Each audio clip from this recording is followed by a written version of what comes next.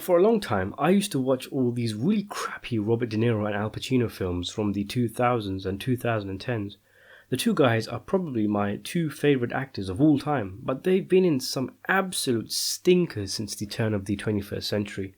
I always used to watch these films in the hope that one or two of them might be decent, or at least De Niro or Pacino, usually looking bored out of their brains, would give a half decent performance. I tell you, man, I sat through some absolute crap. Jack and Jill, Red Lights, Hangman, The Son of No One, Grudge Match that De Niro did with Sylvester Stallone, Killer Elite, and of course, the crowning achievement, the big De Niro-Pacino re-team up after Michael Mann's Heat, Righteous Kill. I eventually stopped.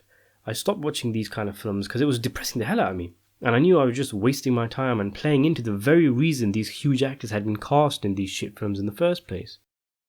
That's not to say there hasn't been a few decent De Niro and Pacino projects, nor that the duo haven't earned the right to grab an easy paycheck or take some easy roles. But throughout all this time, I was waiting for The Irishman, a big Scorsese gangster film that would reunite the two and hopefully give us a great film.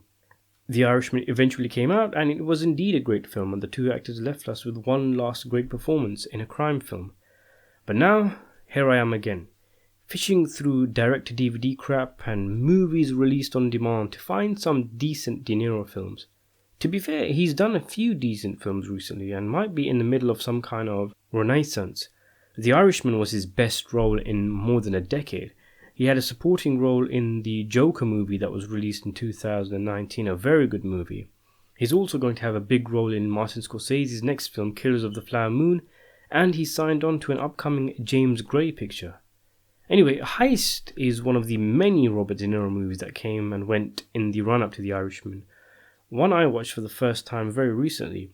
Released in 2015, it follows Jeffrey Dean Morgan, a guy who works at a casino, who teams up with another casino employee played by Dave Bautista to rob the casino.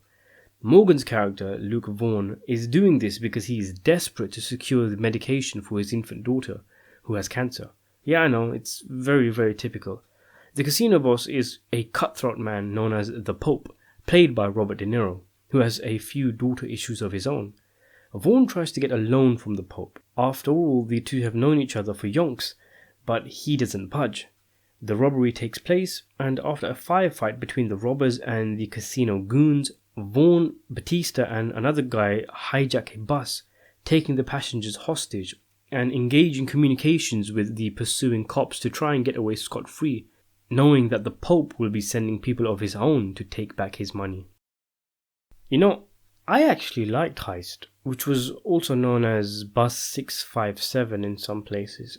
It is a pretty average crime film, decent for a one-time view when you're bored, and it is a decent heist film, a kind of Ocean's 11 for the first half hour and then a Speed rip-off for the rest of the runtime. It's got the added bonus of De Niro as a casino boss with mob ties, harking back to some of his most memorable roles like in, of course, 1995's Casino. He's the only reason I watched the film, and his involvement is definitely something that gave the film some oomph. Nothing in the film particularly stands out.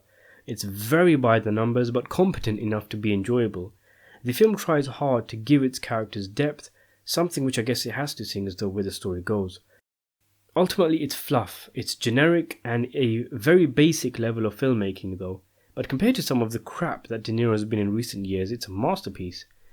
There are some moments of unintentional humour. One part which almost had me giggling was when a character is interrogating a woman, asking for the names of who robbed the casino. She eventually cries out the name of the robber she knows, shrieking, "Cox, Cox, Cox!" It was like she was begging to give a blowjob or something. Pretty tone deaf from the filmmakers there. Some of the dialogue comes with a slice of fingers on a chalkboard cringe as well. The most painful one was just after De Niro found out about the robbery, and then he might as well have turned to the audience and said, "This is why I can't let the money get away, guys." Because he looks at his number two and literally says, "Okay, let's recap," and then launches into an exposition speech about how his money that's stolen will connect him to criminal figures and that's why he has to get it back. The screenplay is also really poor, with plot holes so big you could drive Bus 657 through them. Overall, the movie is pretty shallow. It's a C-grade version of Speed. I enjoyed it, but I can see most being bored with it. I give it a 6 out of 10.